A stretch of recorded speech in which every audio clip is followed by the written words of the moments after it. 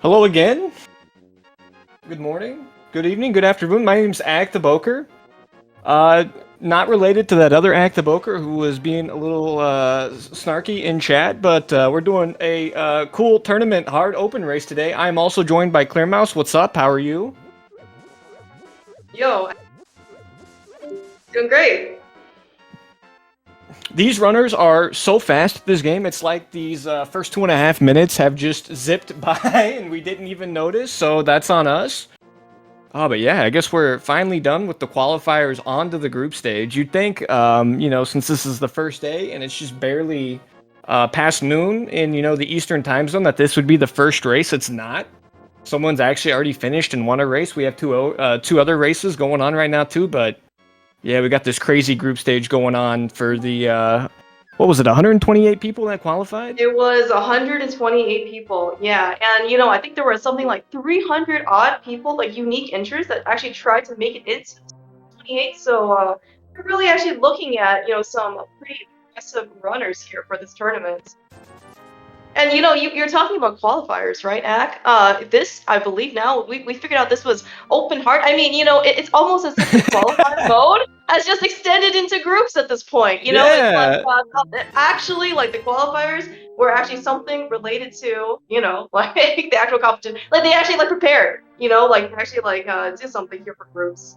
They most certainly cannot complain about not being practiced, but yes, excellent point. The qualifiers, you know, we had it all of those set to be hard open. That was kind of like, you know, the intro test to see, you know, who was ready to make the top 128. But now that we're on to groups, we actually randomly draw between a selection of modes, and the qualifier mode being one of the options that was, you know, drawn today.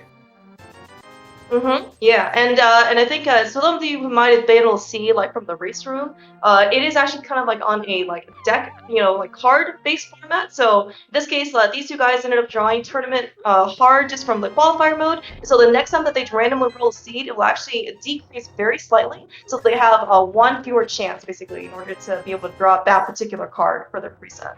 Ah. I have no idea what that means, but it's okay. I have a long tournament to figure it out. Oh yeah. Well, right. So basically, it's like you start out with four of each of the 5 modes. You know, so it's basically 20 cards, right? So then now they've drawn one of the tournament hard cards. So that one now is taken away from the pool. So next time when they roll, they only have 19 cards to choose from. So right. So the chances of you getting another tournament hard is just very slightly decreased. And so maybe for those of you who are more, fans of like variety, randomization, you're gonna get some more, different modes, or maybe you'll just get some PRNG. We'll just end up rolling, 5 open hearts for the rest of this tournament. I got it. But yeah, so yeah, what that means is they will eventually run into the other modes. So okay, that's a cool format. I kind of like how they did that. That seems pretty neat. Yeah. Yeah, it looks like though, so I'm gonna shout out our tracker, Sammy Moss, who is doing all the button clicking. Already kind of lit up a lot of these things. I think we actually ended up finding a lamp on Bottle Vendor. It was a cool trade for 100 rupees. We already got mitts already. Looks like Humbugh's actually got a sword as well. Oh always my. kind of be able to see a weapon, a permanent one, versus kind of like the resources like bonds or anything like that you have to kind of use. Looks like ST has one too. Yeah, he had it and he lost it. Now he got it back again. Yeah, That's this crazy randomizer, man. Things are going down. But yeah, I forgot that we actually do have to actually pay attention to this race. It seems like I could have just got lost in the sauce and been explaining, the tournament modes the whole time, and then been like, oh yeah, we got this other thing. Do you see what Humbugh is doing here? He is checking the bush crab. Yeah. With those, I was gonna say, so he's kind of over here. Is he potentially making his way over to Agina? I would imagine he is going to do Agina. However, if he saved and quit at Desert Ledge here and did not check Agina, I would laugh quite a bit. But yeah, this is an interesting play. These runners were allowed to submit a little bit of a biography on themselves. S&T was very kind to list, I believe his exact words were, "I've got nothing." So, ladies and gentlemen, that's SuperNinTaylor. Humbugh, Yeah. he said that he got, what, 3rd place in cross keys, 2nd place in 80 keys, and that he will never check Agina. That'll be the sword that he dies on because it's in that cave, which it wasn't. So we have a little bit of, I think, mental games going on here, too. It's not even just about the randomizer. We've got, he's playing some mind games over here as well. Yeah, I'm wondering if, he specifically put that in his player profile to, to try and, meta the meta or, play some psychological games here. Yeah, I think he just wanted to force all of his opponents to check Agina so he could check Agina and not feel like, he wasted time. It's brilliant, man. It is, we might have to end up asking about that. But he won 2nd place in 80 keys just recently, actually. Took a loss in this thing thing called Gamma. But I mean, yeah. So I think maybe what he's doing. Oh yeah. All right. It's like yeah, maybe the mind games will be enough to propel him to finally get that 1st place victory. Yeah. And SuperNinTaylor has had a ton of high finishes too in his career. He finished 8th in SpeedGaming Live. I was there. I watched it. Actually live, right? Yeah, like the one that was in person. Mm-hmm. He was actually in my group. Oh, really? Oh, yeah, wow. Yeah. Dude. All right, so we got a little bit of a history here, and and hopefully we're gonna actually end up seeing a couple more participants this year. Speaking Live will actually be in person as well. So oh man, definitely I'm so looking forward excited. to that.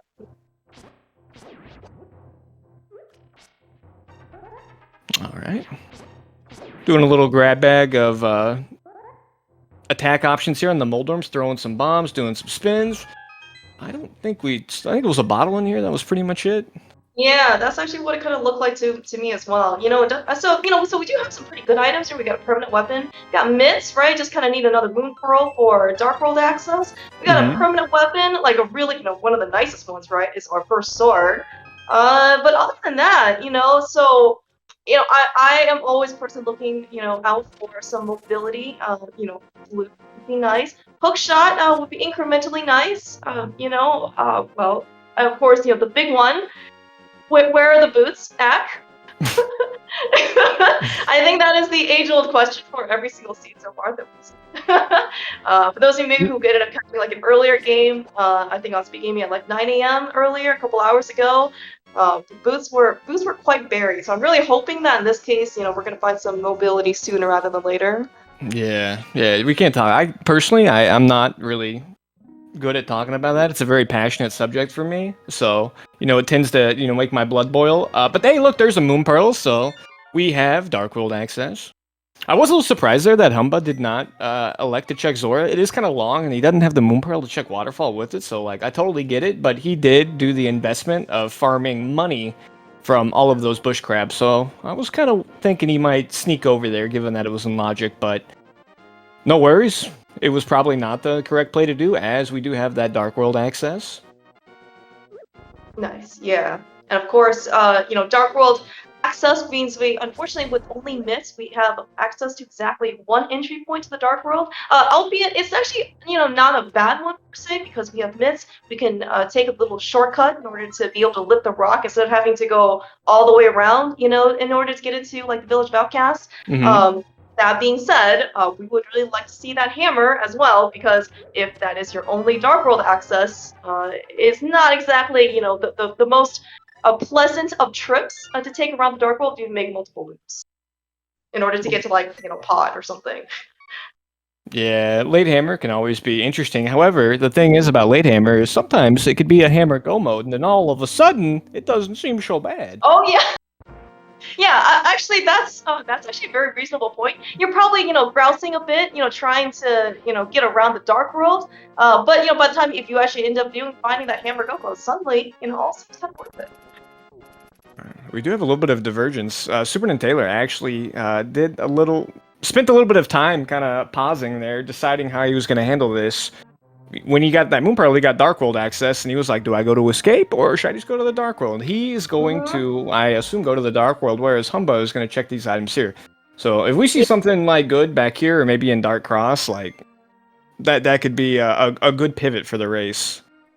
Yeah, it looks like S&T is also, you know, just making a quick pit stop over to Sick Kid, not Lazy Kid. It just you know, doesn't have a mirror, so can't really do like a light world dark world type of sweep. So, you know, good on him to remember that he ended up picking up that bottle from the Moldorf Cave before kind of heading into the dark world here.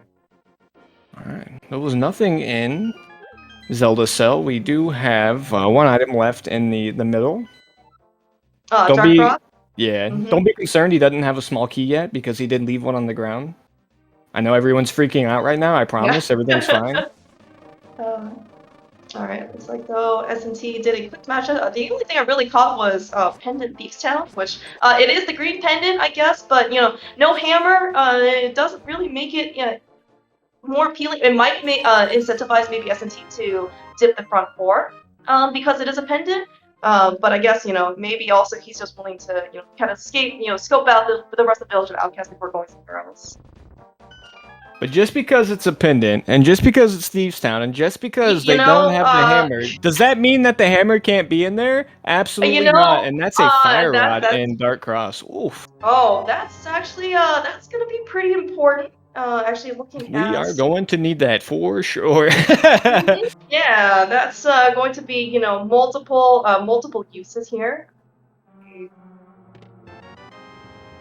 Yeah, and so hopefully in this case, S&T, you know, will eventually go to Dark Cross. But you know, this is actually kind of an interesting strategy, or kind of interesting consequence, right? So humbugh decided to do the front of Escape, you know, kind of before venturing to the Dark World, and you know, in this case, it actually worked out pretty well because, you know, the longer you put off, you know, kind of like the Sphere 1 checks that you have, the harder it is to kind of go back and do them because, you know, once in this case, like, you get myths, you get Pearl, once they get the hammer, you just have so much more available to you, right? Dungeons, Dark World, Mountain, you know, whatever you want, right? So then you kind of, you know, the things that you were kind of putting off just kind of get put off even more. But in this case, like, we know Dark Cross is something really important. Yeah, so but it could be a double-edged sword. You know, there's still other options here. We have green mail, we have 5 hearts. Moth is definitely a crystal. It's also a 5/6 crystal. But, you know, if you all of a sudden you're like, I'm going to go kill Mothula because I need to do it, I'll be fine. And then you die 6 times. All of a sudden, you're not saving time finding that fire rod anymore. You know, that is really true right now. You know, again, you know, we're only on Fighter Sword still. We have technical access to the Back of Skull Woods. We can't beat it, but yeah, this is going to be definitely a pretty challenging fight. You know, we don't have a hammer. We don't have boost to kind of, you know, do a little bit more of defensive or better movement ability. It's and you know this is gonna be a customized heart pull. This green mail is the only upgrade they're gonna get. You know, no blue mail. One bottle that they already have, and then of course it doesn't come filled with anything. So certainly gonna have to be on the lookout or a bit more conscious about your safety. Yeah, and we actually did notice that humbugh actually took a little pit stop there to go refill his potion. I think that was a very smart decision on his part. And that was really the only way he could do it too, because the other potion shop down here is behind a hammer peg, which we haven't found that hammer yet. Yeah. Yeah. It was once you end up getting kind of like missed Darkhold access, you know, one of the first things that you would really like to be able to find, of course, to get a little bit more access is that hammer. All right. Humbugh is indeed taking his fire rod to Skullwoods. I'm not sure if we saw the Skullwoods area from SuperNinTaylor. I feel like we didn't, because he got down here pretty quick. Yeah, actually, so he took the Darkhold port and he basically immediately went south to Village of Outcasts. Yeah. And then, you know, in front of Thieves Town. Looks like Humbugh is going to take a little bit more divergence. Going to check out the back of Skullwoods first, or the front of the back of Skullwoods. Middle of the key chest. Looks like he... Grabbing this magic here is kind of telling, too, that he probably has his eyes on that Mothula fight as well. Yeah, this is actually going to be pretty interesting. So, you know, Humbugh certainly, you know, I think we've, Ack listed, you know, a couple of accolades, you know, that Humbugh has already gotten. So, certainly very capable, very skilled in execution. Keep in mind, though, you know, this is still going to be a pretty dangerous fight. I'm very confident that Humbugh's going to be able to do this. It is certainly going to be just very challenging. Yeah, you can pretty much just take like 5 hits, and that's it. And that's including the using the potion. Hey, there's the hammer there on wow. Stumpy. Well, so S&T certainly made a pretty good decision. You know, coming down here, finding the hammer. When he does go be Mothula, he's gonna have certainly a little bit potentially an easier time. He's gonna have even a worse time though, because he's not gonna be able to kill that weird-looking bug thing that blocks the door. I don't know. It looks like a bug to me. I'm sure a lot of people could have opinions on that, but it's that bug with the long nose that you shoot with a fire rod, because he doesn't have that fire rod. Oh yeah, that's. You bring up the next. Well, so you know when he does get the fire rod and when he does get the hammer, he's gonna be able to do a little bit more damage to what Humbugh's gonna go through now. Oh, was that nice? That's Bombos too. Wow. Oh wow. Oh jeez. Okay, so yeah, we found in our half magic replacement and might be actually a pretty impressive cave here this time. I can already see how this routing divergence is gonna shake up, man. This is getting kind of interesting too. No, I guess. Yeah, well, right. Man. So we know in this case, like the fire rod is 100% required. I mean, do you think in this case, Bombos is going to be kind of like a proxy for ST to maybe dive ice? I hope not. Because Bombos is just slower. You have to wait for the animation. Yeah, that's a good point. And yeah, he can finish ice too. Ice is a crystal, so yeah, there could be a possibility where you see him going into ice before he gets the fire rod. Yeah. Ooh, Skullwoods is a 5/6 too, so if you're thinking save Pyramid and Pyramid Fairy and all that, you're not going to be able to do that today, because you're going to need that fire rod. Alright, but yeah, everybody hold your breath. Watching this Fighter Sword spin Mothula fight, always fun. He's doing a fantastic job so far, though. Yeah, so, right, so spins, if you can land the spins, it's going to be incredible. Damage. Yeah, holy cow. This is, you know, why maybe Humbugh is, well, you know, he is in the first quartile, the top one, and, you know, he basically just, you know, showed that he knows how to execute. Yeah. He'll die 6 times. I'll show you, Actor Boker. He did, man. That was incredible. That was, like, really, really good for the equipment that he had. Yeah, Spider Sword, no real safety. I mean, he just had, what, like a backup potion? But I mean, like, what, 6 hearts, green mail, 5 hearts? 5 hearts I can count today. Yeah, only Fighter Sword, so you really have to basically, you know, it's a battle of endurance, and it is a quite difficult one. It was a mental damage potion. Yeah. Just having it just relieves you from mental damage. Yeah, that's actually true. You don't have to be basically as cautious. You can just take a couple hits, knowing that you're going to be safe. Meanwhile, though, we're going to see quite a bit of a difference here with S&T. Although we are having a sync here between the two runners, you know, Humbug is actually coming from Skull Woods from the back after that very impressive Mothula kill, versus S&T, no fire rod, looks like he is only just going to be able to dip the front of Skull Woods. I don't think actually I saw anything impressive like in the back in terms of items yet, so maybe both of the items here are going to be the fronts. That's what I think too. That's one of them, unfortunately. It's just 5 rupees. It might have been another bottle, because we can only keep one of them. But in this case, or could I just be like a regular 5 rupees? But in any case, it is an item. Alright, ST, you gotta be careful. This room with 1 heart, very spooky, very spooky. Yeah. He's fine, he's fine. Okay, so maybe there was an item somewhere in the back, because I think there was only one in these front ones here. Yeah, actually, it looks like that. Oh yeah, that's right. Yeah, it looks like actually Humbug being able to save a little bit of time. Just basically once he found that blue rupee, he just basically, you know, left. Looks like he also. Oh, was that a mushroom?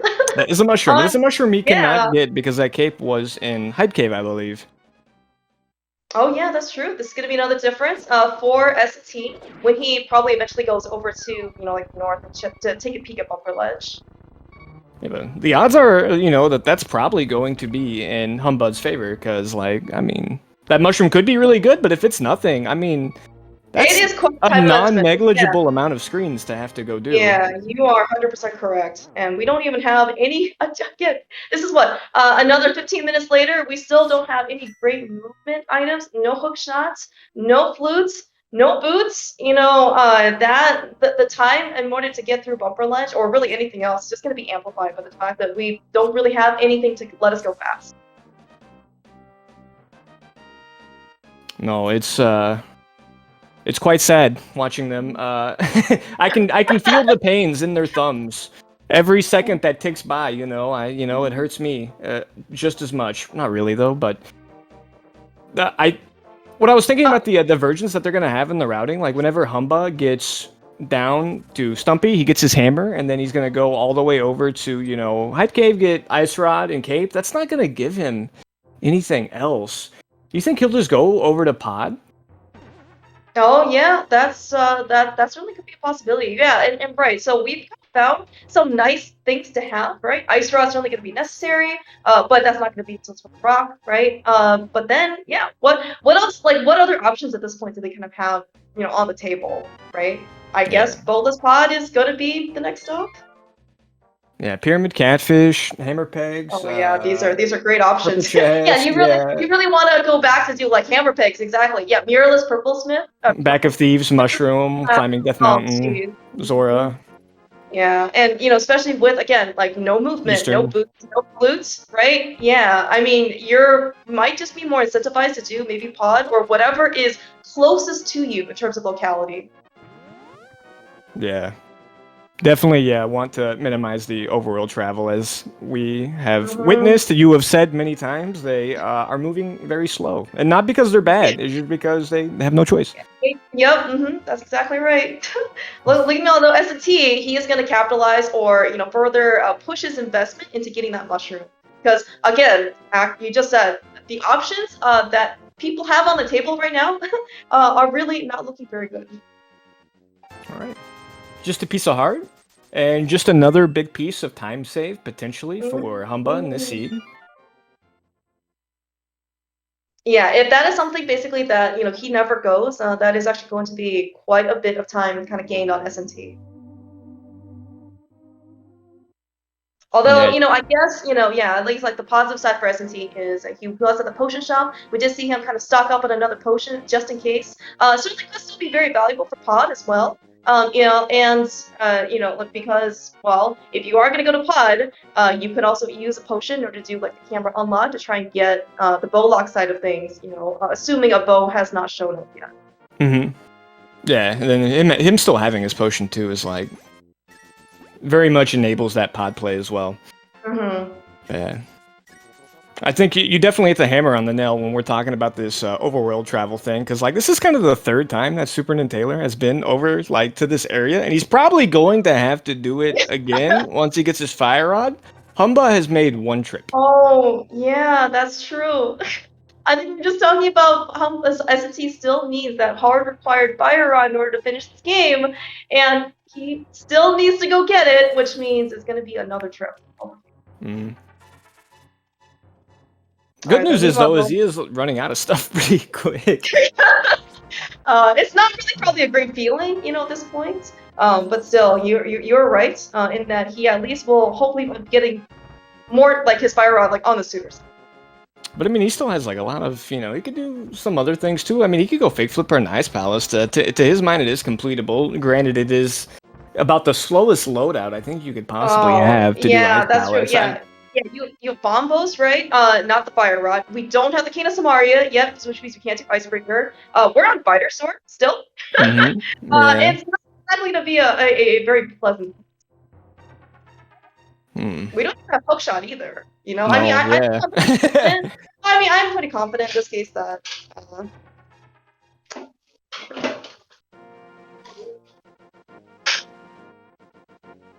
All right, we are going to do Spike Cave here. Man, it looks a little tight for resources to get this done. I think he's fine, but I think he's gonna have to spend his bottle for sure.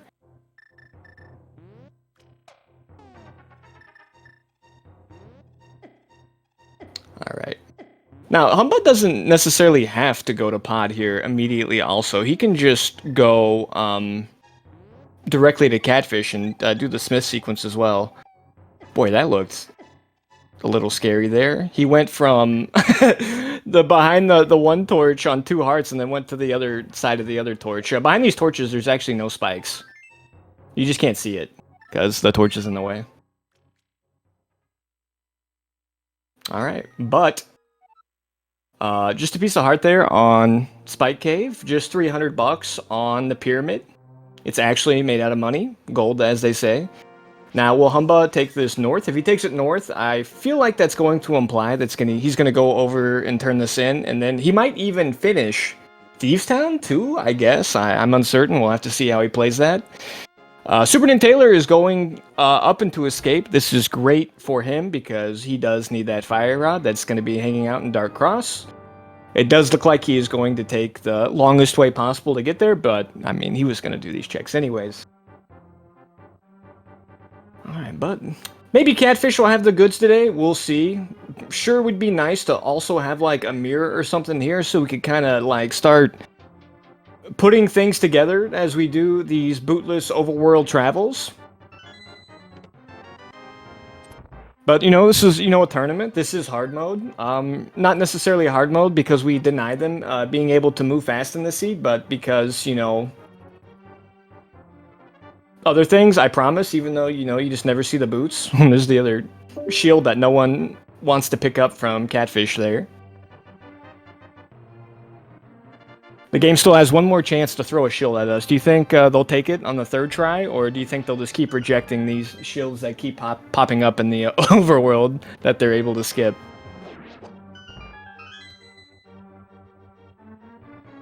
I suppose on the plus side here too, SuperNinTaylor does have the hammer while he's going through escape. That will make it slightly faster. I do not think it's actually going to be a net positive, given that it probably introduced, you know, those 4 extra trips in the overworld for him. But, I mean, you know, you got to take what you can get here.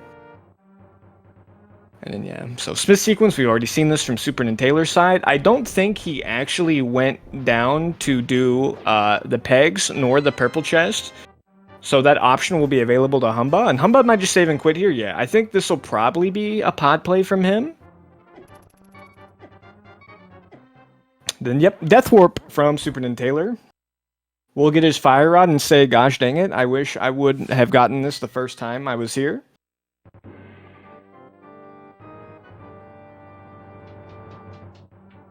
No, there's both commentators. Clearmouse is just doing her best impression of me, and like, she's really good at it, so you probably just can't tell the difference. Isn't that right, Clearmouse? Yes, it is, so... But it's just a little gag she does. She'll be talking normal real soon, so don't worry about it. Alright, but yeah, we are just backtracking on each other.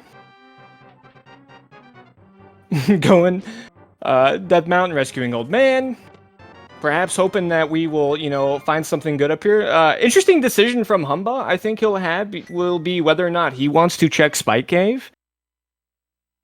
He probably will do it. He can go refill his potion, but you got to be thinking on the back of your mind that you want to like hold on to this potion because you're thinking to yourself like, dude, everything's in pod. Everything always is in pod. So he'll want to do like mimic clip and stuff, and doing it with the potion is, you know, probably faster than doing it, you know, doing the mimic clip by doing the buffered inputs. And honestly, it's been like 30 minutes without the boots right now. His fingers, his thumbs, they're probably a little sore, so he probably doesn't want to do that anyways. All right, SuperNinTaylor.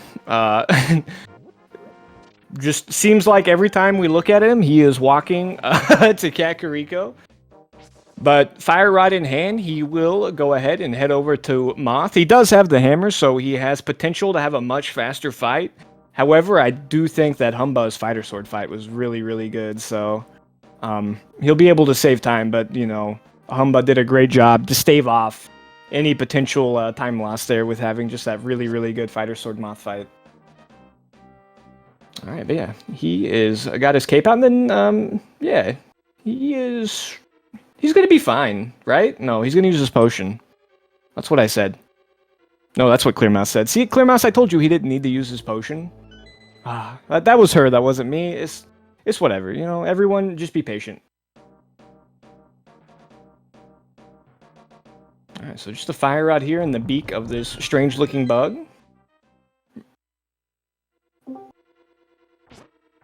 But yeah, I think this gag where you're impersonating my voice, Clearmouse, it's getting a little old. It's confusing the people. So if you want to go back to normal, like that's fine.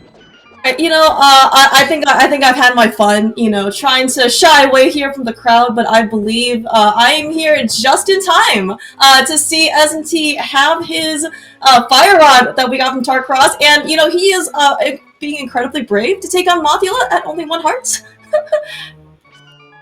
Yeah, this is like 1 heart with no safeties either.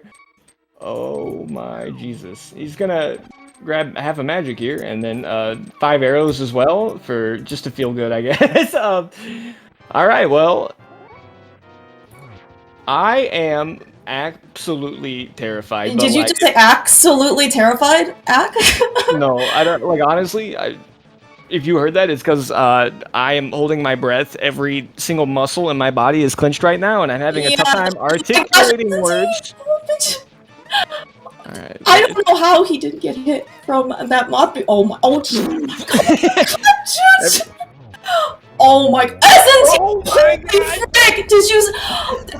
This guy, nerves of steel, like ice is running through his veins to be able to get through that freaking fight, man. Last absolute possible hammer hit takes down Moth, literally like a pixel or two.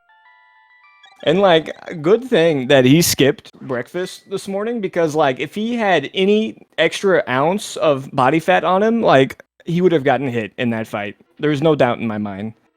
So kudos to him. That was insane. And like, dude, man, imagine having like the courage to do that. I'm in shame right now because, oh man, I would have been just monk a shake. But yeah, that was a fantastic boss fight. Yeah, I mean, this is as good as it gets, guys. I mean, you know, we had the qualifiers, and everyone has just gotten so good at this game. You know, we've been doing these dang tournaments. Gosh, how long now? Since like 1992. The player base has just gotten absurd. All right, humbugh is in Thieves Town right now, so. Pod, not on the docket currently. Neither of them, I do believe, has been to the Saha area. So it makes sense that he probably wants to go ahead and get this green pendant and see if what it turns into. And again, you know, minimizing the amount of times he's gonna have to walk in this silly overworld without his boots. Boots, flute. You know, at this point, I'm really willing to even, you know, just take like, I'll take half a flute, you know, I'll take 1 shoe, in this case of the boots. Really, you know, anything that will just even like, you know, make me go, you know, a little bit faster. I'm willing to take 1 shoe. Yeah, can we just 1 shoe? Yep. 1 shoe, man? Can we just slap a crowd control on this or something? Oh, yeah, that's true. Everybody Yeah. pitch in and we get him a shoelace. Oh. Oh my gosh. All right. Well, looks like though, S&T and Humbug. I think you mentioned this earlier, Ak. Our options are really kind of still pretty terrible. And it looks like though, Humbug's got a little bit of an edge going into the back of Thieves Town to try and find something useful here in the back. Meanwhile, S&T is going to kind of making his way up here as well. Yeah, and all things considered, I mean, S&T with all that extra overworld, not necessarily too far behind. I think he's down a few checks. Did he go over to Pyramid and Catfish? I should probably have remembered. I don't. I know humbugh hasn't checked his mushroom yet, so that's a check that S&T is up on him, and he did go back and get it with his cape. So being very nice to share the time loss equally. Yeah, so show some solidarity here between Yoshi and Darkling. That's right. Yeah, but it actually looks like though, Humbug didn't quite go all in on the mushroom quite yet. Right, looks like he has opted at least to explore the back of Thieves Town, getting a Master Sword from the Maiden. Nice. Yeah, it's certainly going to be. You're never going to turn down a Master Sword. For all we know, that is kind of our maybe only viable sword. Before maybe even for the rest of the game. So you're certainly going to be very happy to see that. Sword Go mode is certainly not very pleasant. S&T, please be careful. We do know that crickets end up doing 2 hearts of damage, and you can see just how, well, what is left to be desired for offense from the Fighter Sword. Swatted at least 2 times, still couldn't end up killing anything. It's alright if S&T gets hit by that, because it'll do 2 hearts of damage, and honestly, this guy, he probably plays at his best with 1 heart, as we've already seen. After we just saw that Mothula kill, I'm 100% in agreement with you, Zach. And still, unfortunately, no potion, so, S&T does only have 1 hit next to his name. Meanwhile, Humbug is on the blind fight, trying to keep as close to that script as possible. Looks, at least pretty on track so far. And Humbug's, he's got, quite a lot more hits to take in this case. Yeah. He got that Master Sword in the back there, so yeah, Blind's just going to take 9 hits. It also would have taken 9 hits too if he didn't get that Master Sword. But he did get it in the back at the Maiden Cell. Just want to let you know. All right. Do you know how many hits it takes for a Tempered Sword?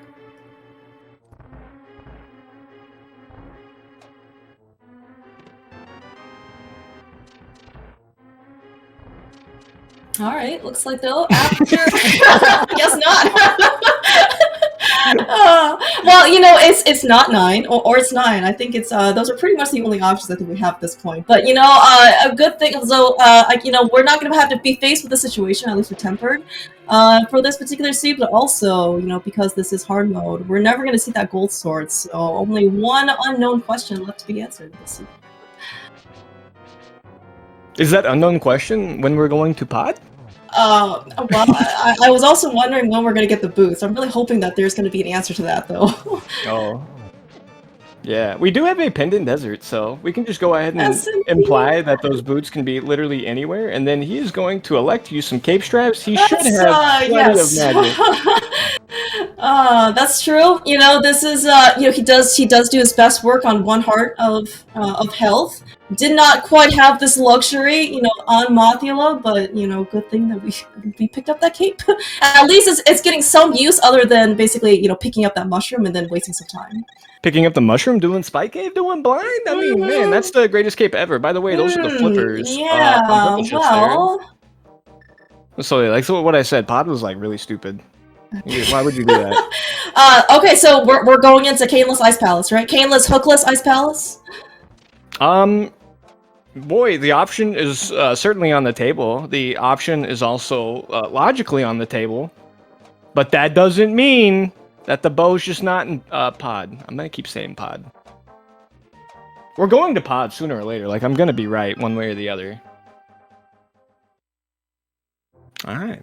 Purple chest? Well, I guess, the fact that the flippers were indeed on that purple chest makes, the Thieves Town play seem not necessarily as bad. I know you would probably like to, perhaps, if there was nothing in the back except for that sword, maybe, you could have skipped all of it. However, Doing purple chest and doing pendant Thieves Town kind of seem to go hand in hand with how the seats Yeah. are flowing. Yeah, and certainly, heads up on both of their sides, to be able to try, maybe I don't necessarily like hedge, their risks, but they both did end up turning into Smith like when they had the opportunity to, right? So, doing mirrorless purple chest sequence isn't, as terrible, right? Because if you do basically all at once, you're just gonna probably feel a bit worse.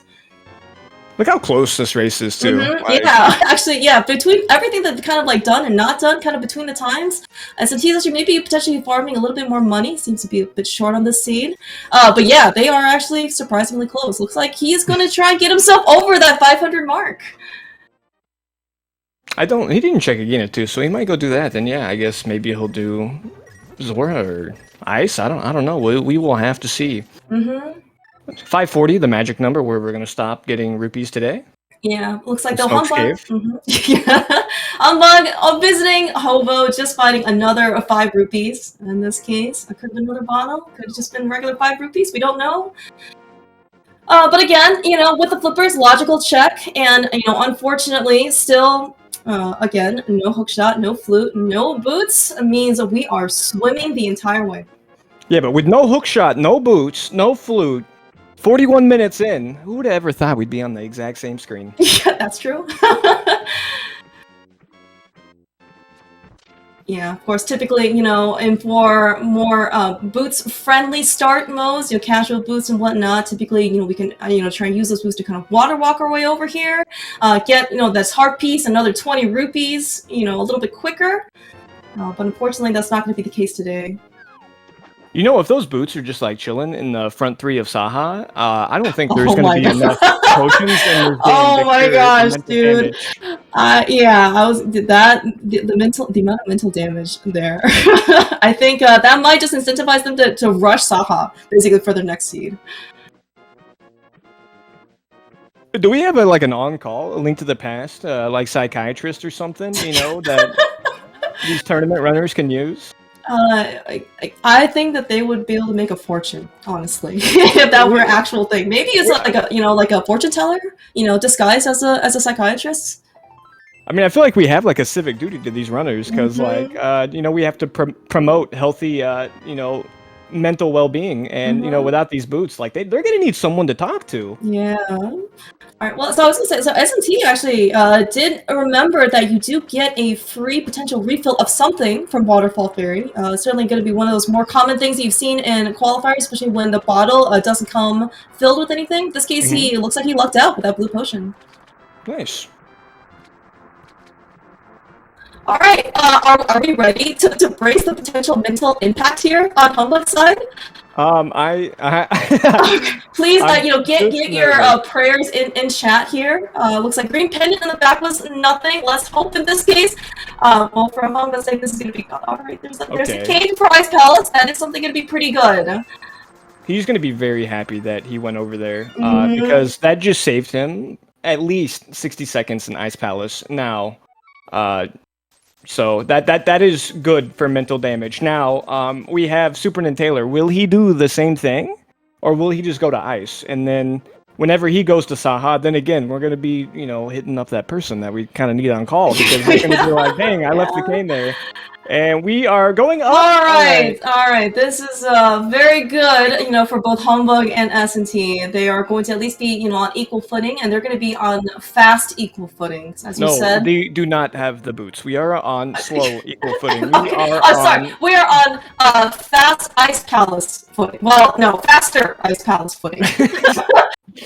We can't even go, fast. You're absolutely correct. No boots. But you know what? Maybe there's gonna be a little bit PRNG or something. The boots are gonna be here in Ice Palace. Oh yeah, we saw them in the big chest earlier. In that other race, after they had gotten all 7 crystals, after they had cleared Ganon's tower. Honestly, when else would you want to find them? Yes, exactly. When else would you want to go find boots? All right. Okay. Well, looks like Humbug. Oh, this is actually a pretty cool setup. Looks like didn't quite get all the penguins. Oh, but there's a mirror. That's a pretty dang good next step in terms of progression. Oh, where is S&T going? I think he is talking to his jumping Armos friends, saying, "Hey, have you guys seen the bow?" It looked like that's what he was doing. I think, I don't know. If I had to guess, he was maybe realizing that he had Ice Palace open, and then he just decided, like, oh yeah, never mind. Well, yeah, actually, you know what? Never mind. I'm here. I'm just gonna go into Eastern. Okay. That's my So this call, is like but this this is the realm of thinking in this case, maybe. And of course, this is open. It's a qualifier mode, open tournament, hard setting. There is, in fact, only one bow available. We are potentially going to be able to find silver somewhere along the way. Hasn't appeared quite yet. But wouldn't that be funny if the bow was just kind of sitting here in Eastern Palace? that would be funny. That would also be like, that would be very big for the state of the race, if you ask me as well. Because, well, we're looking for a hook shot. And perhaps a medallion and a bow. Yeah, that's true. I don't think we've actually ended up being up in the Turtle Rock Dark Death Mountain area, so we don't actually quite know what our entry point is into Turtle Rock. We just got access to it via that mirror and Ice Palace, so they have not been able to work their way over there quite yet. Man, yeah, you could have had that true. mirror so early too. Because yes, you're not wrong. Because the fire rod wasn't Dark Cross. Lamp I think was pretty early, and we did get Mitz and Pearl pretty early as well. Diving into Crystal Ice Palace though, via fake flipper or not, isn't probably going to be the most appealing thought. But yes, you are correct. But yeah, you're absolutely correct that we could have had it quite early. It looks like we got all 3 items very early in Ice Palace, so... Okay. It was funny, too, that it was the mirror. That was nice, too, because it would have, like, if, you did something kooky like that super early, then it would have really enabled you to get the flippers at even a faster pace. Oh, man. It just comes to show you that anytime you can go to the Ice Palace without the Moon Pearl, you should do it. We'll take note of that for potential next open heart presets. Oh, jeez, humbugh though, putting on, quite the clinic here on Master Sword, Fire Rod, Cold Stare. Certainly did quite a nice job. Yeah, it's like the inverted SuperNinTaylor fight. He did that whole entire fight, only missing 1 heart rather than just having 1 heart. So with these 2 powers combined, we're going to have quite the superhero in terms of Rando Racers. Though it looks like, unfortunately, Eastern Palace did not have the bow that S&T was looking for. I think it was also only a map, too, in the middle of the key chest. So, unfortunately, I don't know, depending on what happens with humbugh, that also might be, a little bit of time given back to him. Yeah, very, very unfortunate for him there, so... Could have been a little bit of a play by him, but, and then also, like, I mean, at least he has the big key already, but most certainly that seems like it's going to be pretty much just a net time loss. Unless that bow is someplace real stupid. I mean, you could have, like, bow and left side swamp, and then hook shot on Helmasaur. Boy, these are again, really great options. I would just say, like, those are some situations where you would probably end up seeing humbugh, like, do Eastern as well without the bow, perhaps. Now, so I guess, what, if anything, would push you into Swamp Palace at this point, Ak, without the hookshot? Would you go in looking for it? No, I would have quit. Okay. that is also a very valid answer. I don't know. I mean, we still have, like, that mirror opened up a ton. They gave us all of, Death Mountain, almost all of Dark Death Mountain, potentially all of Turtle Rock. Then we have, those handful of mirror checks too. We still have Pod, we still have Eastern. And then left side Swamp. Like, where do you put that on the tier list? It's probably pretty low. Alright, mirror acquired for SuperNinTaylor. humbugh showing us the Beetle Room over here in Hera, in case you've never seen it before.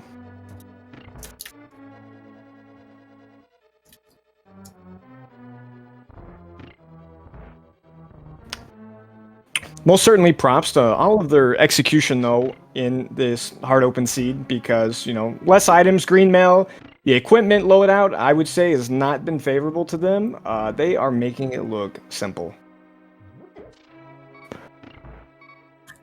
S&T down to his trademark ice beam execution level here in Ice Palace. We are going to have quite the coast to be able to go down all the way to Colster. This is really not the best room to get with, 1 heart left, because we do have a pit of spikes that we have to get across.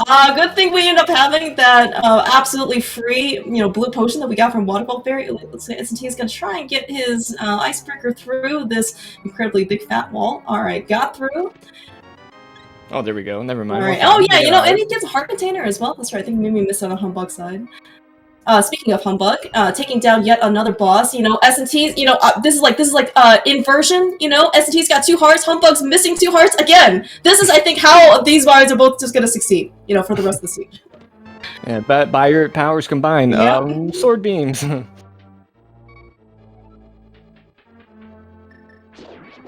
All right. Boy, I wish I was counting items in that dungeon. I wasn't. I know we got at least 1, and the basement has nothing, because I was counting items, not reading chat, so there is nothing in here today.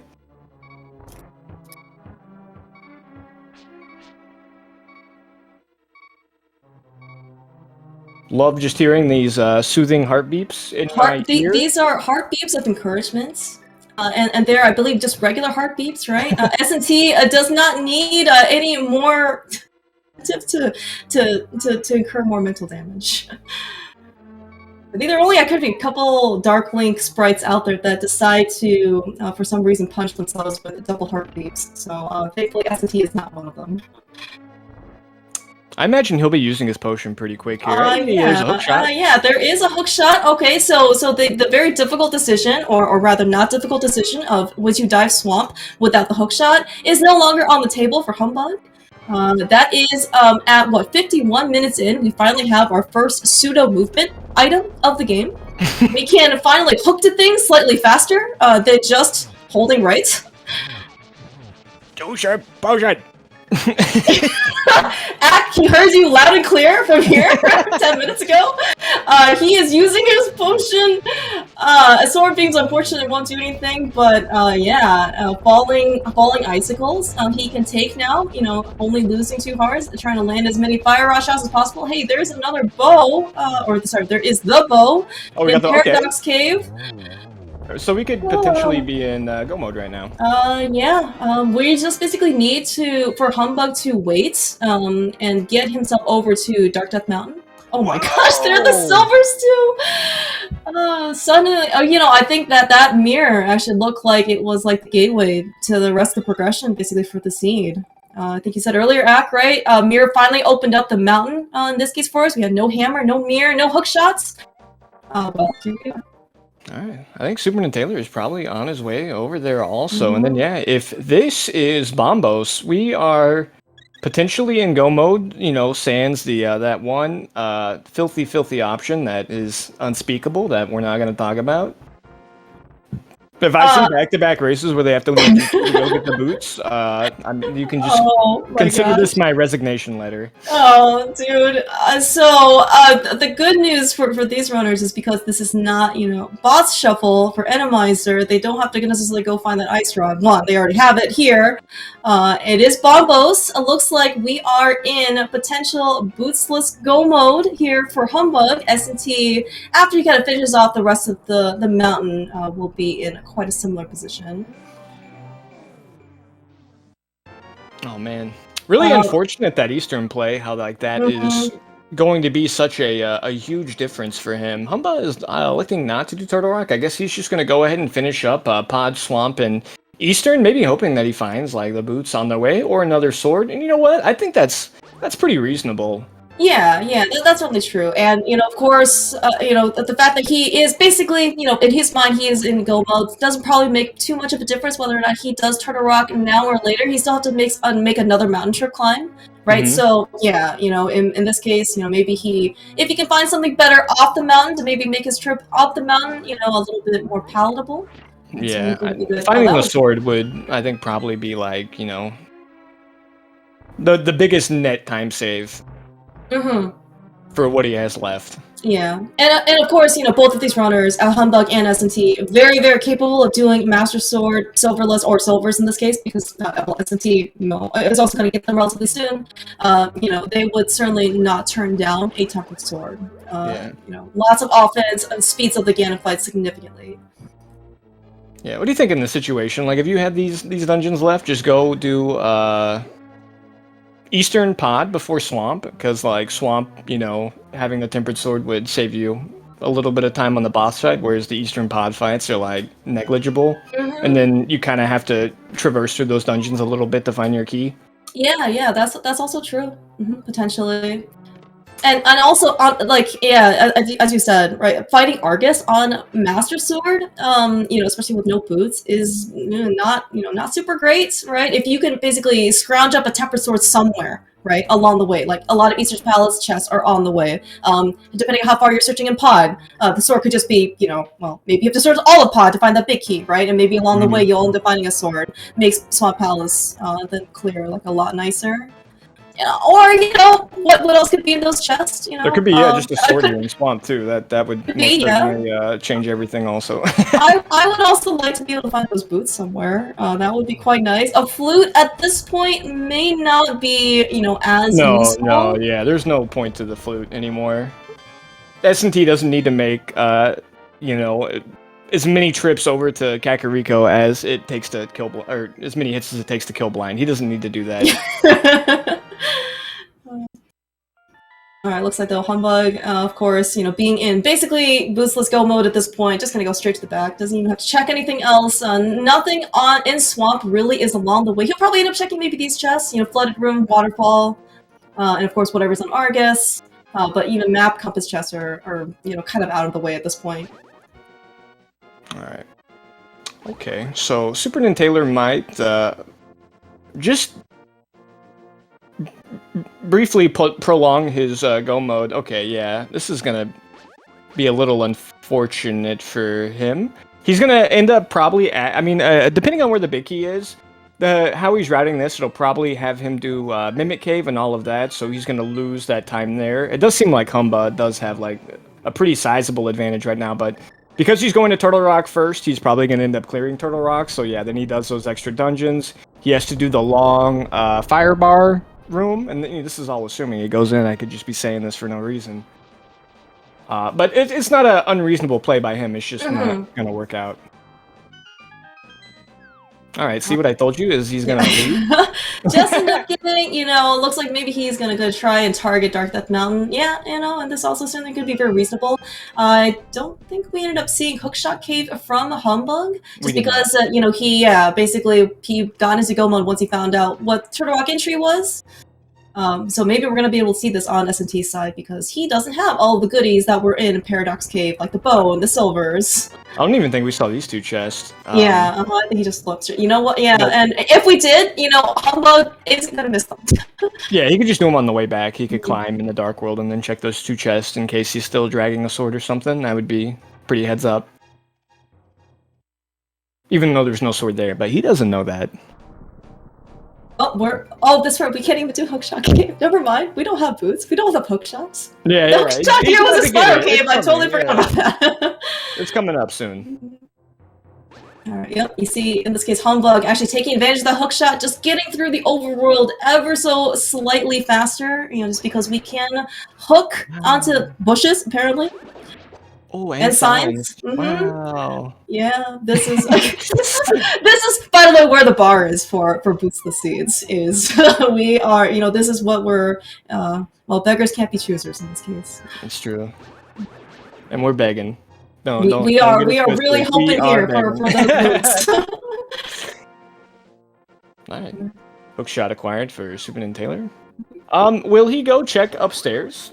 Paradox Cave? That's the other thing I was a little curious about too. At this point, you could just be like, "Oh, I'm out of here," and he actually knows that he doesn't need that extra. Oh, you are didn't actually know. You You are 100% correct. Yeah, Humbug, one option for him was he was potentially just hedging his bets because, you know, more medallions you find before and knowledge is great, but looks like S&T is going to at least be willing to explore these 5 items here. They're pretty close, and he is kind of off, you know, he's only a Master Sword, but if his sword is here, right, he would be, you know, pretty remiss if he just missed it.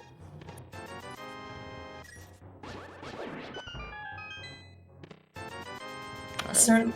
Making silver's the last check he gets. Yeah. And Not quite the sword he was looking for, but he is certainly not going to turn down silver as being only on Master Sword. But hey, you know, there's a big key in the shooter room of Pod. oh, wow. So we just need a small key at this point, and we can basically just go straight to the back and kill Indeed. Sword.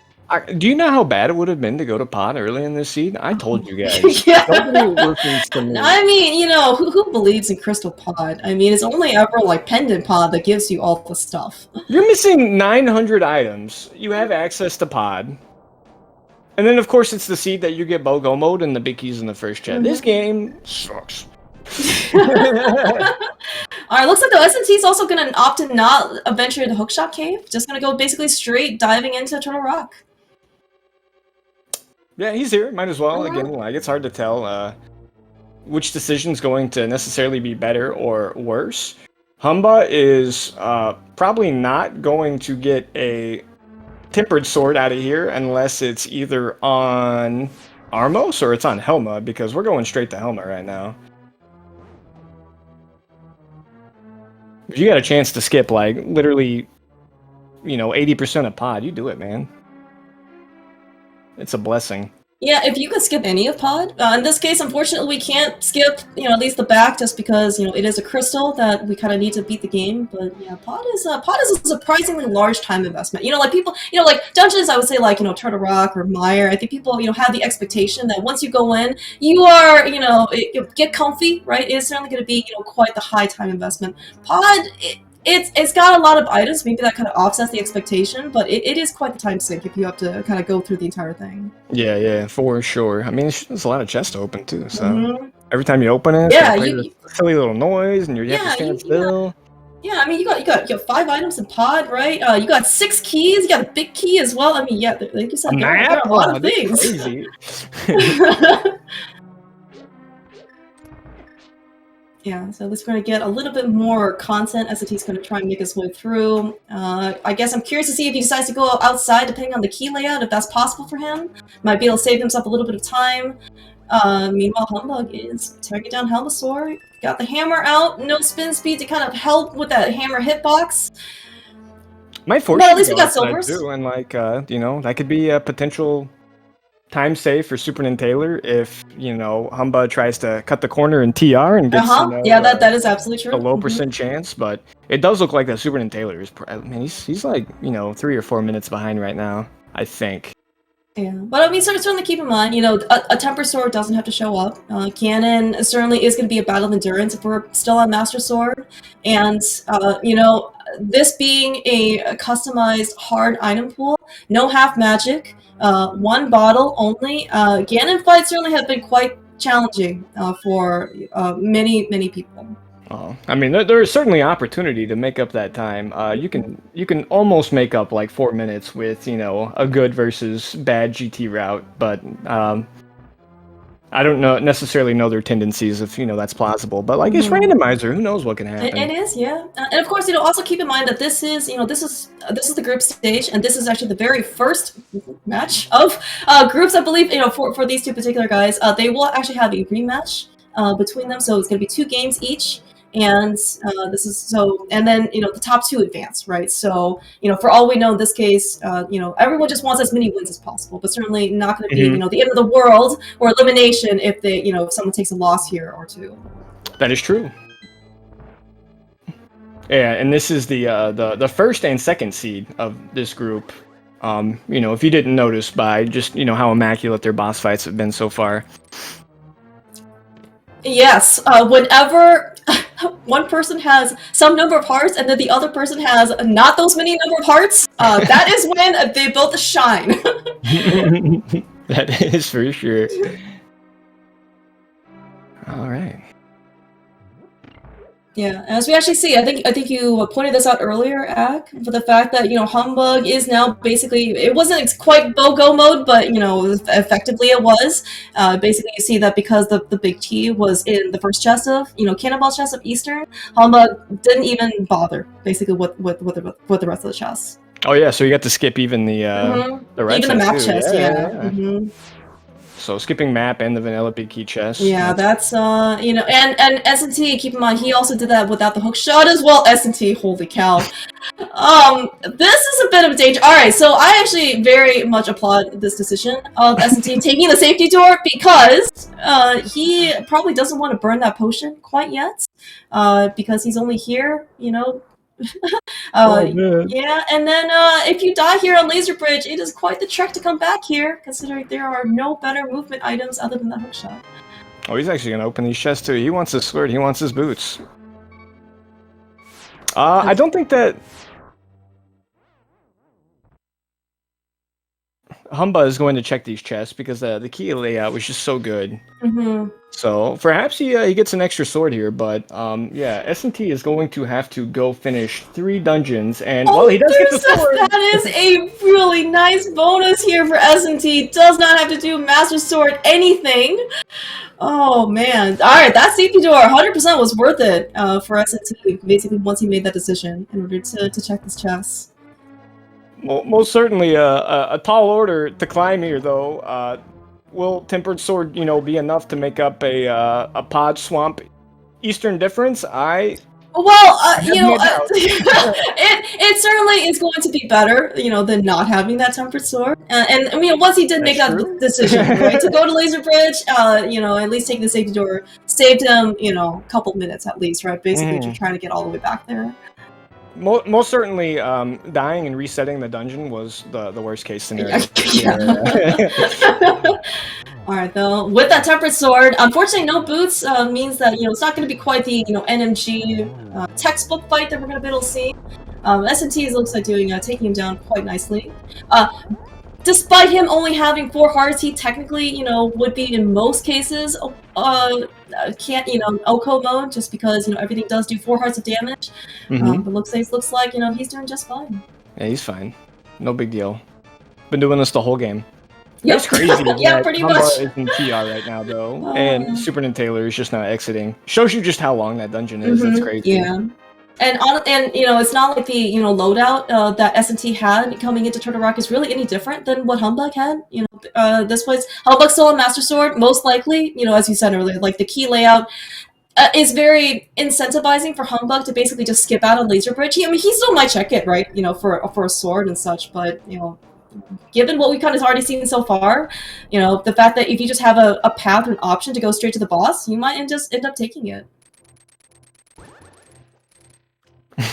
S&T desperately wants boots. Like, that's the only reason why he's checking hook shot. I do not blame him at all.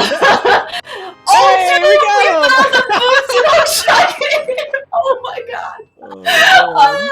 But you know what? Humbug certainly has a quite sizable advantage right now being at Turtle Rock, but S&T is gonna have the fun factor and be able to move quickly for the rest of the seed. Who's really the winner here, Ak? Humbug's gonna probably finish this boostless. Boostless, temperless, Master Sword Silvers. I would say that Humbugh is probably still in a good spot right now to win this race, but SuperNinTaylor's thumbs might be a little less sore. Humbugh still might get those boots too. Maybe, yeah. It is Hookshot Cave. Yeah, if he doesn't do like the back of Laser Bridge or whatnot, and then if that big key is on the torch, I gotta say that actually makes a huge difference. That is actually like insanely substantial. I would think though that if the big key's on the torch, well, actually no, you're right. Huge. Yeah. No, so right. So initially I was like, well, the big key's on the torch. You could just go outside because where would you go back and get it? But then he does exactly right. Where would you first check? You wouldn't go leave GT immediately, right? And go to check Hookshot Cave, even though it's right there. You would do that after you finish the entire basement, looking for those boots. Oh yeah, that's gonna be pretty huge. Presumptuously, I mean. Again, he doesn't have to do that. He could leave. Yeah, he could. Maybe he'll do some, early. Maybe he'll do compass room. Maybe he'll do establish room first for some like item dense, locations. But yeah, the rest of the basement is pretty dang appealing. It's an interesting choice to mirror here. Yeah, it looks like he's gonna want to do Eastern first. I don't actually know if this is faster. I would think. It seems like it's an extra mirror transition. Yeah. I'm trying to piece together why you would do that, but sometimes because you would be right because you also don't have food, right? Yeah, it's no not like you food, like food yeah. anywhere. You still just save and quit.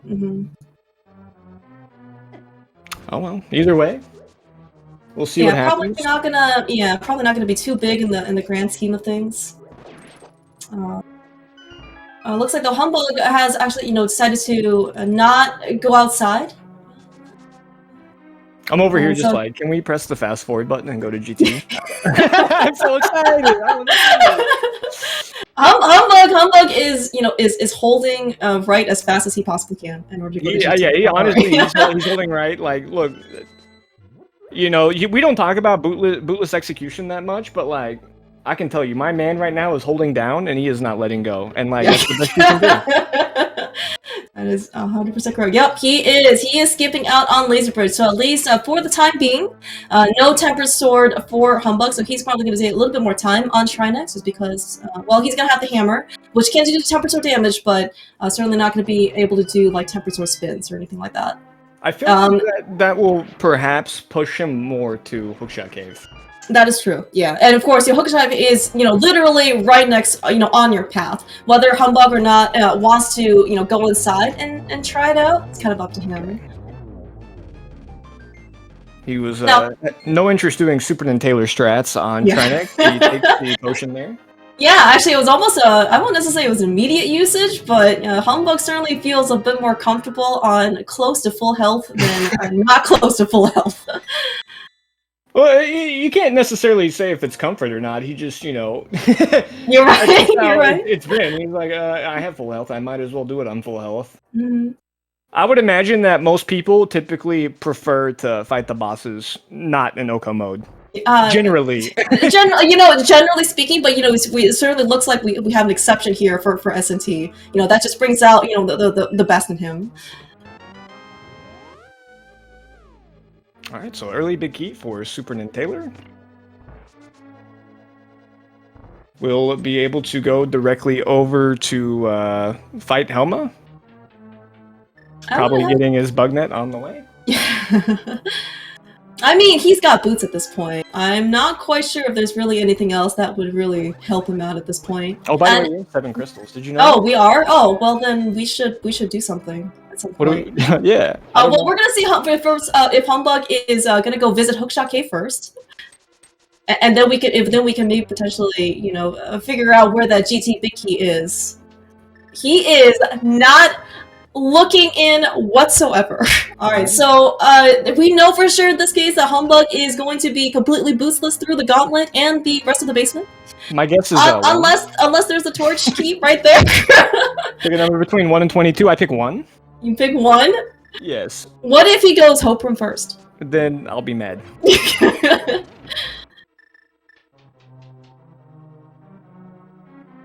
Alright. He's climbing up. Yeah. If it is on the torch, this race got interesting. If it is not on the torch, Humba is still looking pretty solid. Yeah, because S&T still needs to finish the Swamp Palace after this. Oh my god! It's on the freaking torch! Oh my gosh! All the help cannot help Humbug at this moment right now. We don't know. I mean, okay, so it's all going to be deciding on this case what Humbug ends up deciding to do. So he is very heavily incentivized right now to find those boots, potentially in GT. He buys the flute too. Does he have enough time? Oh my gosh. Well, I don't know. Because this is going to be a boostless gauntlet, boostless basements.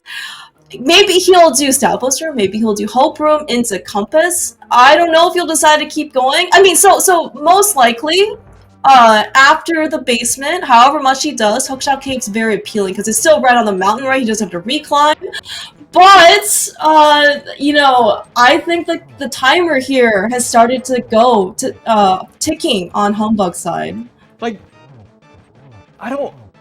You can go back and you can look. He hookshot to the rock on Hookshot Cave. He practically licked the boots with his Yoshi, the tongue, and left.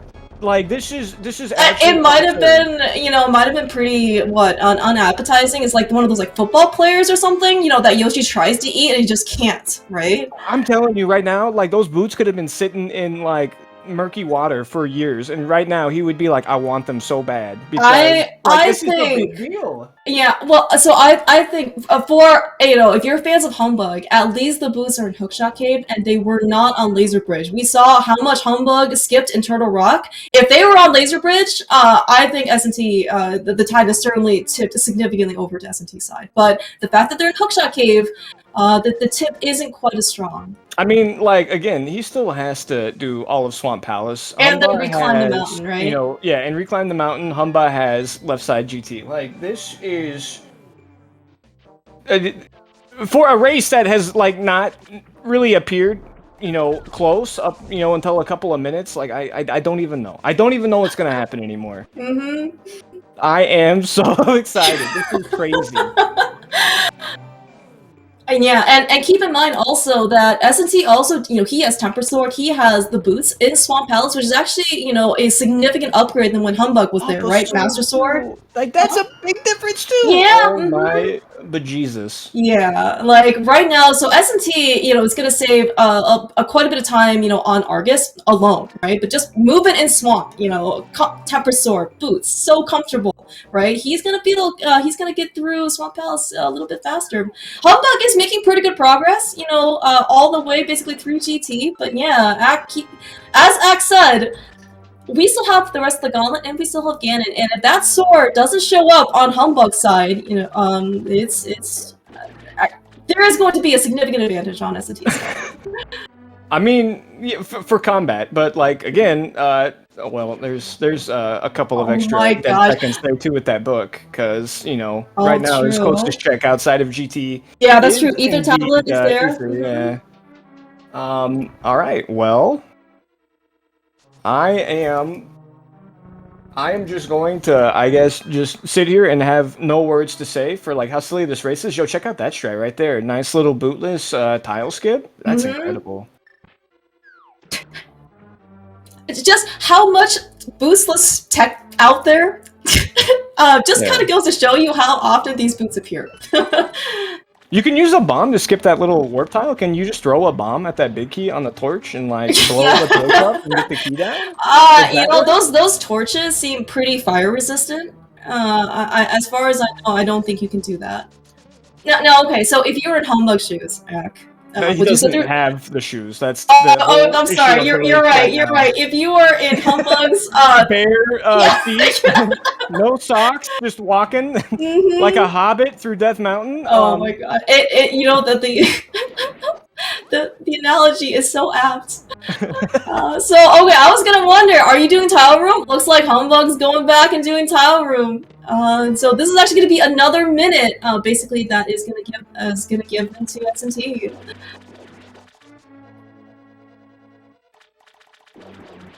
On his last pip of magic, because even picking up Kata Berta, not quite quick swapping what he was intending to do. Did you say Pip because Pippin was also a hobbit? Yeah. Oh, you're right. I forgot about that. Like, alright, so I'm thinking, he checks tile room cave, and then Humbug's like, haha, the boots! Oh no, just kidding, they're not there. He mirrors, he does ether tablet, then he goes directly over to Hookshot Cave. We're gonna be seeing them, like, literally right next to each other. Now, man, so I'm trying to remember if there was a small key in Hope Room. If there is, and S&T goes right first, it is going to be a little bit more time on Humbug. or it's like two Oh humbug. yeah, he can go. He can do a full right instead. Mhm. That is a very good point. That would definitely, give Humba like 90 seconds back that he would desperately need. All right, humbug's got the mirror. He's got the mirror out. All right, so this is gonna be pretty normal. Go check Ether tablet. So if you're fans of humbug, you are 100% hoping him to hop right back in that portal and go check Hookshot Cave and not leave. Save and quit is very bad. And Hookshot Cave, or excuse me, Spike Cave has already been checked. All right, he's going back in that portal, and like they're gonna be right next to each other. Yeah. And we saw the entirety of the basement. There was really nothing of value, for humbug. What humbug really wants at this point, outside of those boots, is going to be another sword. It certainly could be another sword, at the top of GT, and that would certainly, give them a huge amount of time back for Ganon. But keep in mind, if they're going to be entering the Gauntlet at relatively the same time, S&T will have an offense advantage. With that tempered sword. And it's again, if S&T goes, if S&T goes right side, like I still think Humba is still ahead because S&T is gonna have to stop and wait a little bit for the tower to activate. Humba is now in go mode. He is in go mode. He's not even. Okay, all right. I was gonna say, I was wondering if. Oh, he was the heart.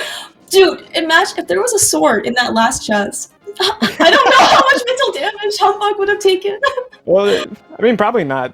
Like, he doesn't know, so. That is true, he doesn't know. Alright, so Humbug entering GT for the second time in this case. Boots being there is gotta yeah, no, that is 100%. I mean, because, Boots weren't there, right? Again, Humbug skipped all of outside Turtle Rock. He skipped Laser Bridge. If literally Boots were there, S&T would have basically had a significant lead in this race. I mean, they got silvers. Like, it saves a decent amount of time, but is it gonna save that much time? Master Sword it potentially could be. I guess does I don't know. Humbug have a potion? Humbug does not have a potion. He used his on the Trinex fight. S&T, I think, should have one. I want to say. I don't remember seeing him use it. Okay, that's also an issue, and then like he is just getting bodied here right now. Oh, so we do need magic to beat Ganon's tower as well. And guess what? There you go, taken care of. All right, next question. S&T is going right, so this is basically 90 seconds lost for him as well. All right, so this is all right. There we go. This is like just about as absurd as a finish as you could possibly get. This is actually quite the difference. Wow.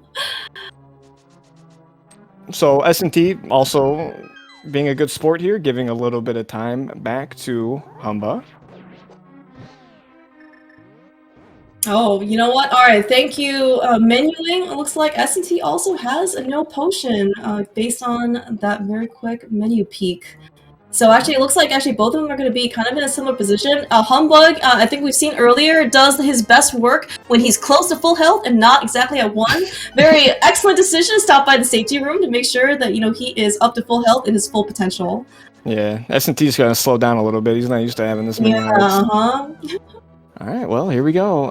SuperNinTaylor going to get his big key here on the torch. He's going to be climbing. Humba is on Gauntlet 1, but we have Master Sword versus Tempered Sword. Given what we've seen with how Humba has performed, being, with limited weapons available to him, I wouldn't expect him to give you too much time back. He has been doing so well, with these low percent fights. Oh yeah. I think his first demonstration, or at least of note, was his Mothula fight, right? 5 hearts, fighter's sword, no hammer, fight, no boots, nothing. I mean, it was quite impressive. All right, meanwhile, S&T picked up his big key to Ganon's tower. He is also starting his climb. Humbug making very excellent use of the silver arrows.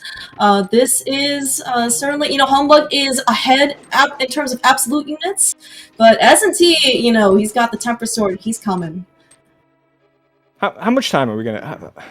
I don't know, because it's like phase 1 and 2, right? Yeah, like phase 2. If you get like a lot of, well, I don't.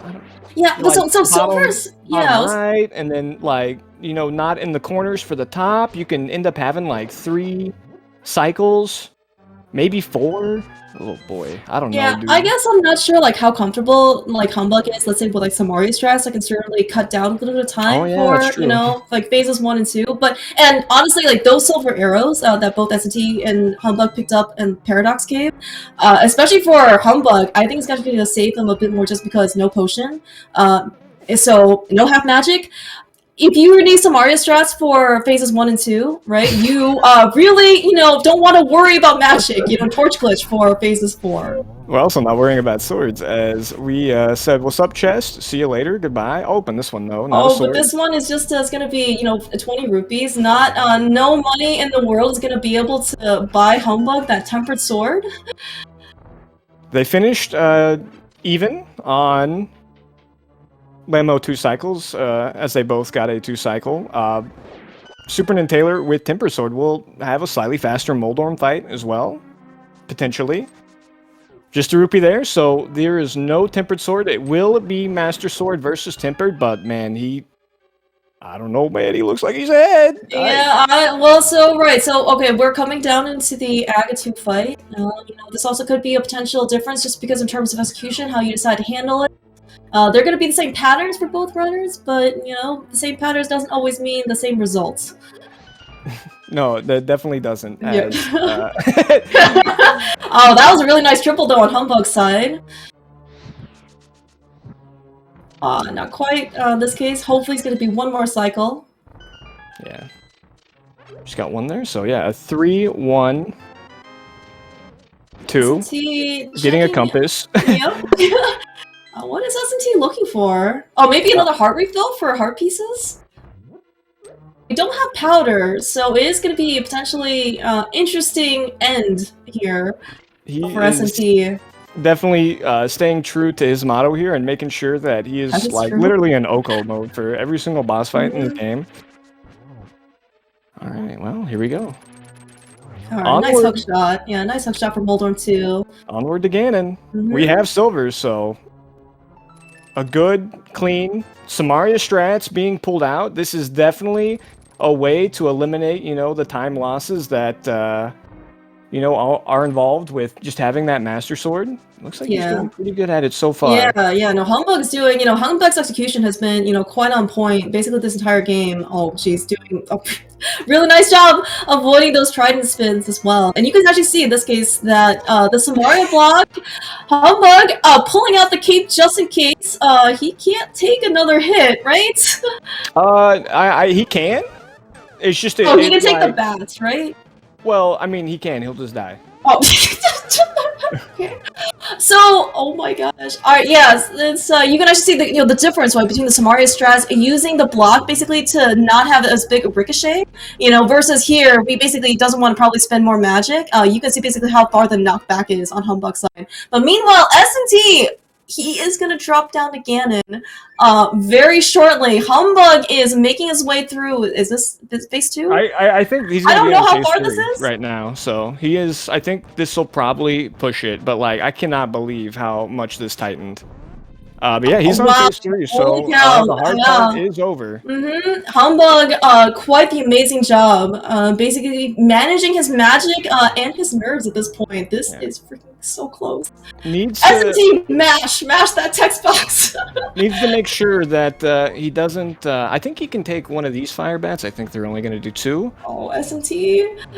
Yeah, so on Humbug's side, these fire bats at this point are only going to do 2 hearts of damage. The most important thing for Humbug right now is that he does not fall. That is a death from S&T. It's going to be tough to definitely make up the difference now. Oh. Humbug, keeping still. Looks like though. All right. All right. Looks like though Humbug, with a incredibly steel-nerved fight for Ganon. Get your GGs in chat for Humbug taking the victory over S&T on what an execution battle. Man, what a game. Man. That's the first game for both of them. How are you supposed to be like, yeah, I guess I'll just keep doing this for 30 more games? Yeah. Oh man, what a race. What a race, dude. Holy crap. Alright, well, there you go. Yeah, man, it didn't, 3 hours of rando, and we've already seen, you know, 3 runners go into GT and have to leave to find something to go back and finish. Maybe we'll get a hit at some point for where boots are in one of these presets. Maybe that'll slightly alleviate the mental damage for these runners. S&T doing an excellent job on the second phase or second round with Ganon. Already on phase 4 basically with silvers. Yeah, definitely a real great job. Finishing, Humbugh, he finished with what, 127.51? Get your GGs out in chat for S&T. One heck of a race, one heck of a display of execution on S&T side. 1:29:01 is the official time that we have. Hopefully we can get these guys in here for a little bit of chat.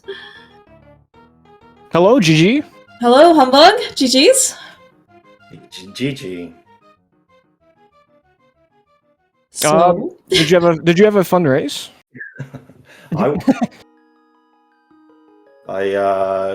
Yeah.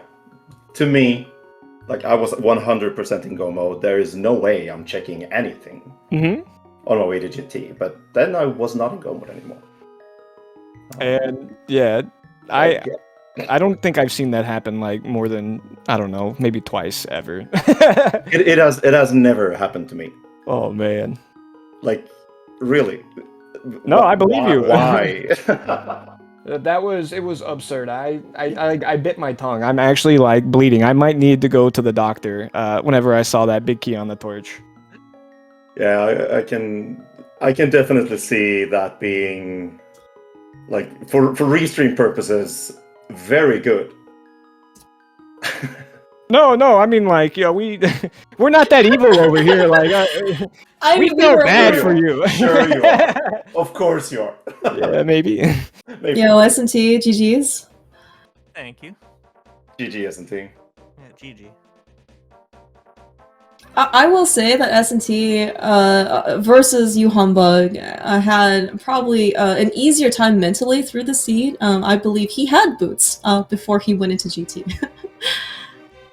Yeah, I felt stupid though when I went into Hookshot Cave after I did what do you call it, Turtle Rock. I was like, why did I not go into Turtle Rock on my way? I was right there, like the portal was there. Oh yeah. I thought about that like after I finished Turtle Rock. I was like, wait, why did I not do Hookshot Cave? And I went in there. I was like, are you kidding me?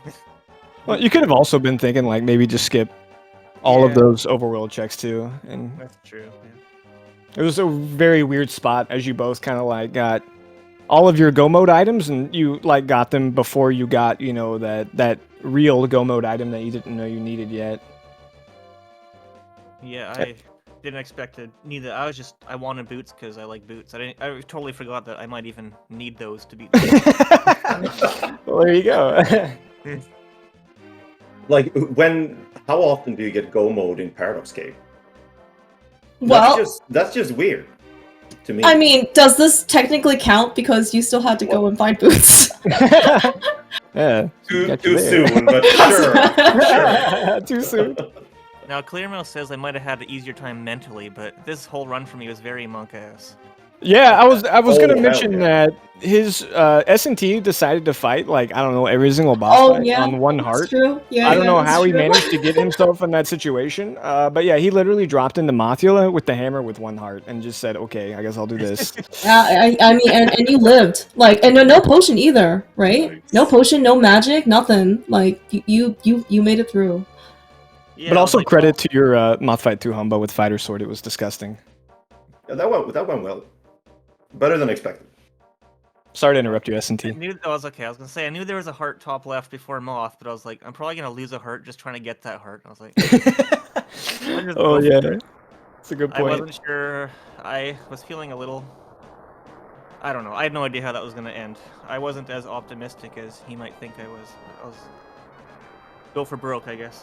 Well, you could have fooled us, and like I said, you clutched it out. I did mention too that if you had maybe eaten a little bit more for breakfast, you probably would have died that fight. But you didn't die, so that's all that matters.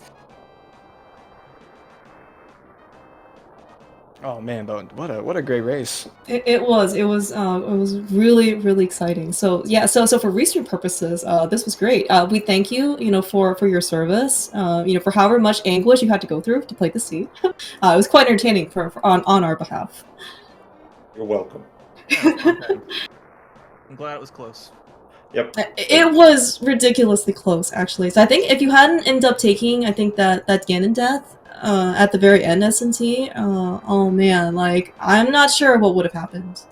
Yeah, I missed my second double spin there, and I was just trying to get as many like dashes in as I could. And I kind of pushed myself a little bit too much there. I got hit by the bat. I guess I kind of panicked. Yeah, sorry. Oh, it's okay. Go ahead. I felt almost like I cheated Ganon. That I couldn't have been many pixels away from the bats after getting through phase 2. That was so close. I really thought that I would die there, but jeez. Yeah, I think we saw you take the cape out, right, and like hug the wall to make sure. Yeah, but that was before. That was the hit inside the bat ring was not calculated, obviously, but it was after that when he spit his last bats at me, and I just tried to avoid them, and I didn't want to waste magic, and then it basically just grazed my back, but I didn't die. Yeah, I noticed that as well. Again, we need like bottles of water or something being given to us because we're probably both very dehydrated with the amount of sweating that we did watching you guys play.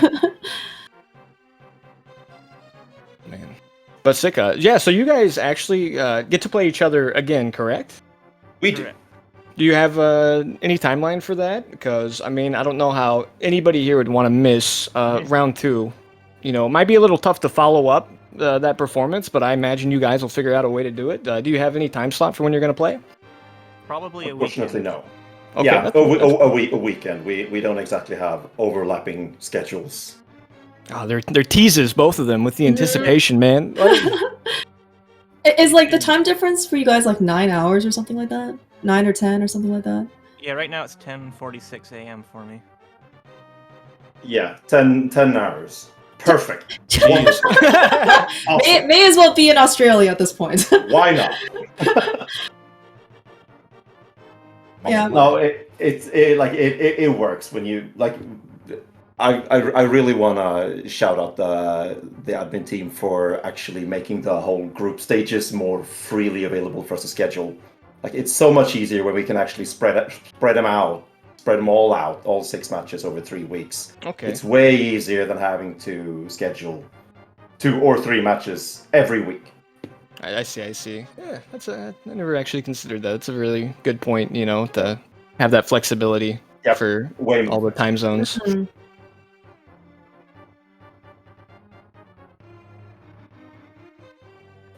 Yeah, but man, we will most certainly be keeping our eye out on the schedule for that match. I will not want to miss it. Yeah, this was very, very impressive and fun to watch. Hopefully you guys will find boots a little bit sooner than, GT on Torch situation, or, the very last... I'm really hoping I find something here in Hookshot Cave, like hour 20 minutes in. We could just get Ambrosia, and then we'll just have boots. You have a boots hint. Where they are. Yeah. That's true. If it's in GT, I guess we're not gonna get it soon. Did you find the boots in Ganon's Tower? Yeah. Sometimes also, depending on what the hints are, so I think, it's like, oh, Link, the boots are in the light world, and you're like, you get all happy because, okay, like maybe it's in Kakariko, and then it could be on the pedestal, and you're just very sad at that point. It's in right? Mimic Cave. Yeah. It's in Mimic Cave, right. Perfect. But certainly a better movement luck. Not Flute and GT. Hookshot was, I don't know, hour in or something like that. I don't remember, but it was pretty late. And Mir behind flippers on purple. Oh yeah, that's true awesome. too. You should have gotten that before Moon Pearl. That's both your guys' fault. Yeah, just dive into Ice Palace. I don't, what was the problem? Yeah, I realized as I was going to Eastern Palace, I was like, wait a second, I can full clear Ice Palace. I was like, you know what? I'm here. I'll just finish it anyway. I had a bad feeling like that was going to set me behind by quite a bit, though. That most certainly was a turning point. Like, if you would, I think if you had not done Eastern, you were probably looking at like just being like a, I don't know, maybe 15, 20, 30 seconds behind behind humbugh and doing kind of like the exact same things. Mhm. Yeah, you might Yeah. have seen me hesitate on the way to Eastern. I'm like, what am I doing? I did notice that. I thought you were maybe like the two little Armos guys were kind of jumping up on the balcony to your left. I thought maybe you were asking them where the bow was. Yeah. No, that's when I realized, wait a second, I should be doing Ice Palace. But I was there and I was like, you know what, just go for it. I hate wasting time. I hate, like, if I'm on the way to something, I like to commit to it, even if I think it's a bad decision. No, it makes sense. Yeah, Like I yeah, said, yeah, totally reasonable. Still needed to get the big keys, so like there's that, and then whatever, it happens. Yeah, it just kind of happens to be like I know humbugh. You ended up doing Eastern in Go mode, right? Big Key was first chest and Cannonball Room, right? Mod. Yeah, that's right. So kind of like the difference because S&T wasn't in Go mode at the time, right? So he ended up also doing map chess and vanilla Big Key chess. So instead of basically just going straight back to Armos. Like both Pod Yeah, and both. Eastern were just Yeah. perfect for me. Oh yeah, that's true. Which made my anxiety seeing the GT Big Key on the torch even worse because I had skipped so many I was just thinking that, like, if we were in any of those other spots, this seat got real weird. Exactly, and I felt like, oh, I feel good going into GT, right? And I could go mode Eastern, I could go mode Pod, I could go mode Swamp. Hey, Boots might be on left side Swamp for all I know. And if S&T did not go mode that, well, then he would have them. So that was really anxious. Yeah, that was rough. Luckily, I got by.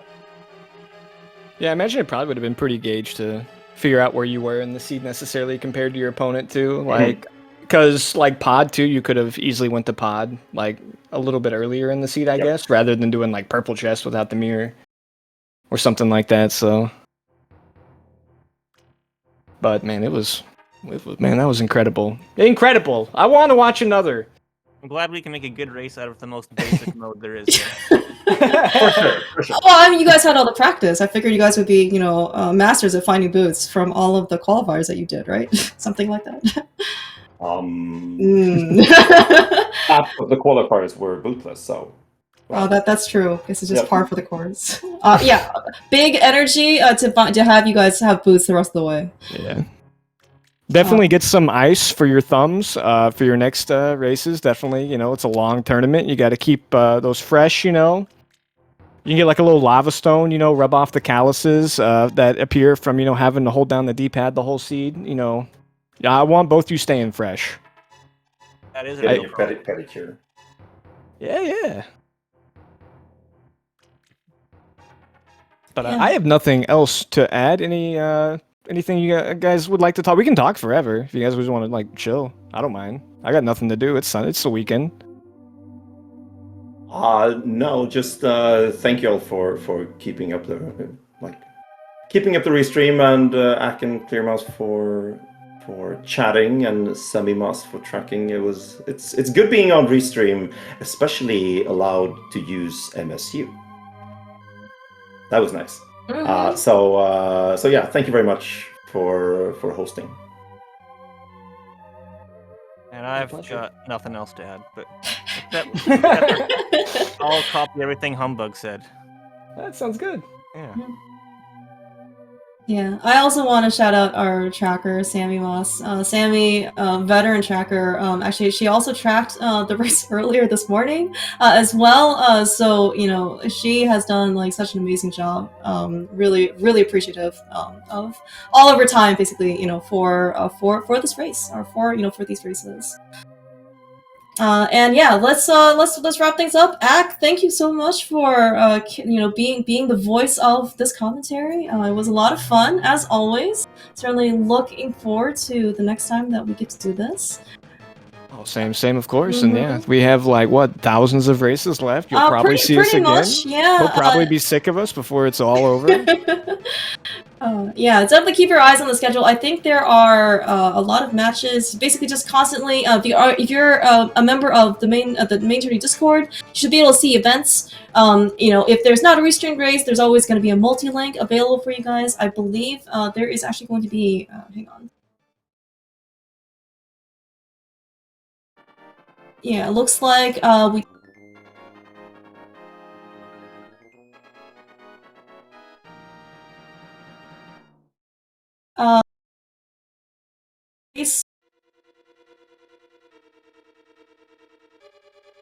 No, we have another race. Sorry, one sec.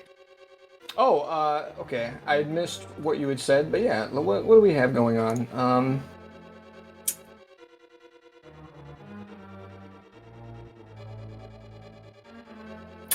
Yeah, at least on. Oh, right. So okay, so SG3 on actually looks like in about 40 more minutes, there's going to be another race, GFE versus 2C. That actually also should be a pretty impressive matchup.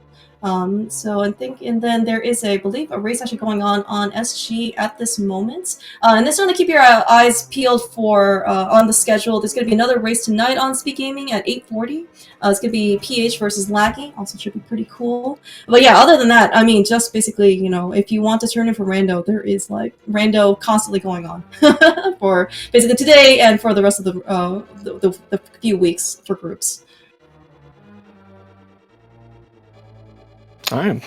Well, I think that'll wrap us up, though. So yeah, stay tuned. Keep looking for the races. Got the one going on. Got the one going on in 40 minutes.